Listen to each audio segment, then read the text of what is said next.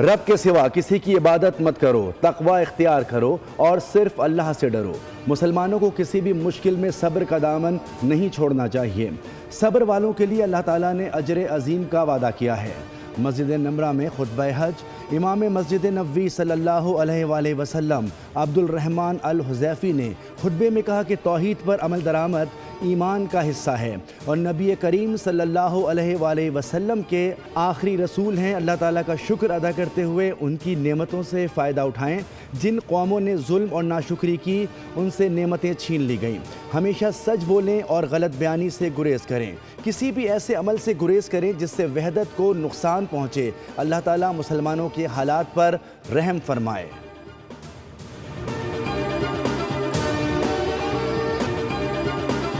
لاکھوں حجاج کرام نے خطبہ حج سنا۔ میدان عرفات میں غروب آفتاب تک اللہ کے حضور توبہ، استغفار اور دعائیں۔ ظہر اور عصر، مغرب اور عشاء کی نمازیں ملا کر ادا کی گئیں۔ غروب آفتاب کے بعد حجاج مزدلفہ کے لیے روانہ۔ آج رات کھلے آسمان تلے گزاریں گے اور شیطانوں کو مارنے کے لیے کنکریاں چنیں گے۔ کل صبح حجاج مزدلفہ سے دوبارہ مینا پہنچیں گے جہاں شیطانوں کو کنکریاں ماری جائیں گی، جس کے بعد قربانی کے لیے بال کٹوائے جائیں گے اور احرام کھول دیا جائے گا۔ حجاج مکہ مکرمہ جا کر طواف زیارت کریں گے اور واپس مینا لوٹ آئیں گے۔ وزیراعظم شہباز شریف کا دورہ چین۔ چینی صدر، وزیراعظم اور کاروباری شخصیات سے اہم ملاقاتیں۔ چین کی ایران جنگ پر پاکستانی کوششوں کی تعریف، تعلقات کو نئی بلندیوں تک لے جانے کا اعلان۔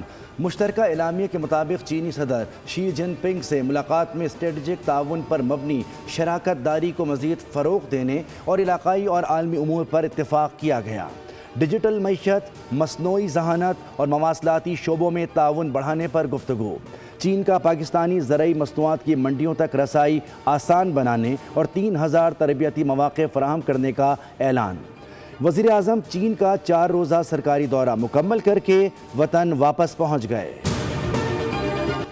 اقوام متحدہ سلامتی کونسل میں عالمی امن اور سلامتی برقرار رکھنے سے متعلق مباحثہ۔ نائب وزیر اعظم اسحاق ڈار نے خطاب میں کہا، جنوبی ایشیا میں پائیدار امن مسئلہ کشمیر کے حل کے بغیر ممکن نہیں۔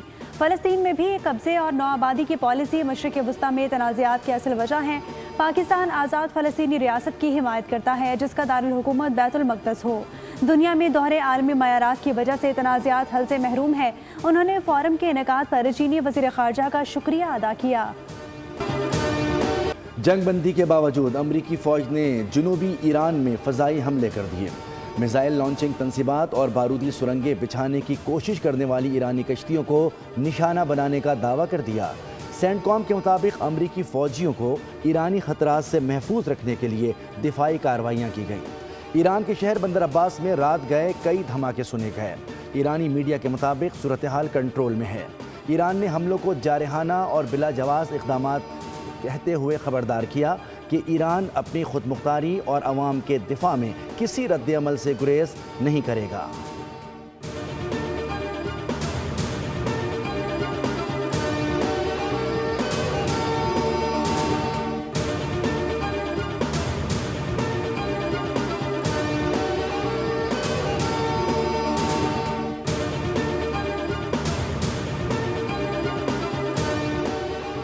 اللہ اکبر کے ہتھیار نے ایرانی قوم کو قوت اور طاقت عطا کی۔ اللہ اکبر کے نعرے کی بدولت سے ہونی حکومت کو نقصان پہنچایا گیا۔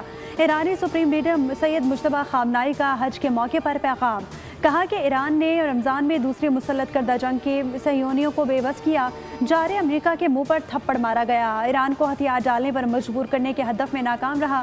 خطے کی غیور قوموں میں اور سرزمین اب امریکی فوجی اڈوں کے لیے ڈھال نہیں بنے گی۔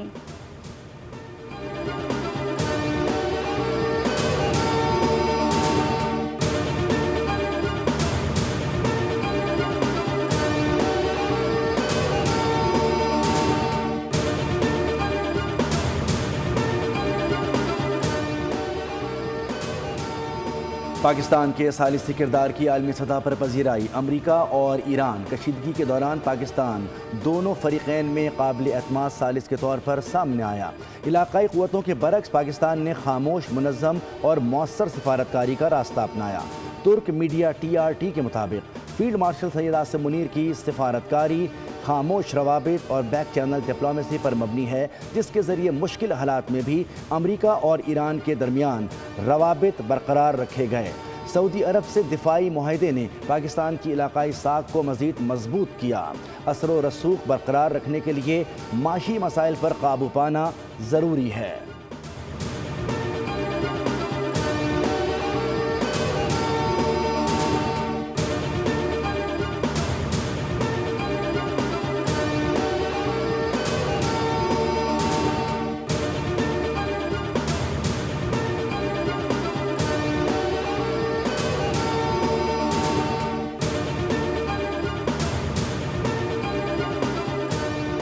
اسرائیل کو تسلیم کرنے کا امریکی دباؤ۔ ٹرمپ کی ٹیلی فونک گفتگو سامنے آ گئی۔ امریکی ویب سائٹ ایکزیوس کے مطابق جب ٹرمپ نے کہا کہ آبنائے ہرمز اسی صورت میں کھولیں گے جب عرب ممالک ابراہیمی معاہدے میں شامل ہوں گے، جس کے بعد کانفرنس کال میں خاموشی چھا گئی۔ کچھ دیر بعد ٹرمپ نے ازراہ مذاق پوچھا کہ کیا سب لوگ فون کال پر موجود ہیں، جس کے بعد صدر ٹرمپ نے فون بند کرتے ہوئے کہا کہ اس معاملے پر امریکی نمائندے اسٹیو وٹکوف اور جارڈ کشنر آئندہ ہفتے میں رابطہ کریں گے۔ امریکی صدر نے سعودی عرب، قطر، ترکی اور دیگر ممالک سے رابطے میں کہا کہ وہ ابراہیمی معاہدے پر دستخط کریں۔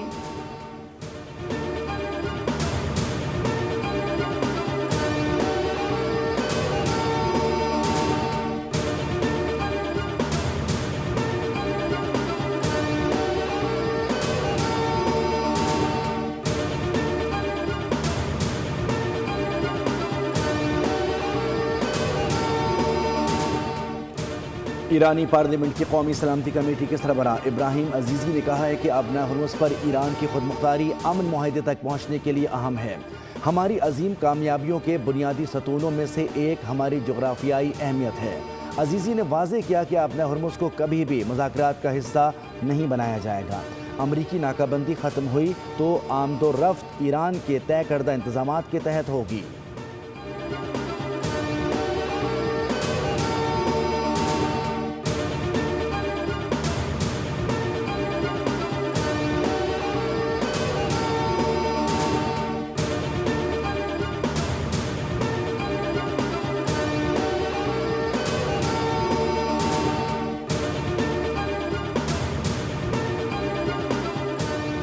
حالیہ امریکی حملوں کے باوجود ایران کے ساتھ معاہدے کا امکان برقرار ہے۔ امریکی وزیر خارجہ مارکو روبیو کا بیان، کہا کہ آئندہ چند روز میں پیش رفت ہو سکتی ہے۔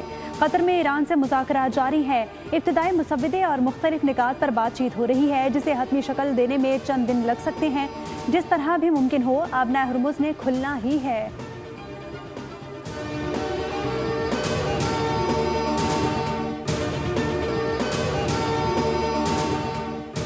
امریکی وزیر خارجہ مارکو روبیو کے دورہ بھارت کے اختتام پر بھی کم پروٹوکول پر سوالات اٹھ گئے۔ رخصتی کے وقت کوئی وفاقی وزیر یا اعلیٰ حکومتی شخصیت موجود نہ ہونے کی اطلاعات آ گئی۔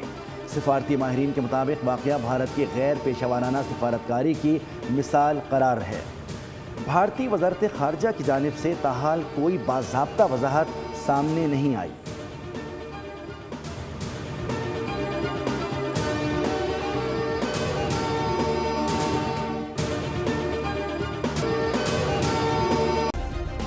سبسکرائب کریں اور بیل دبائیں تاکہ کوئی خبر رہ نہ جائے۔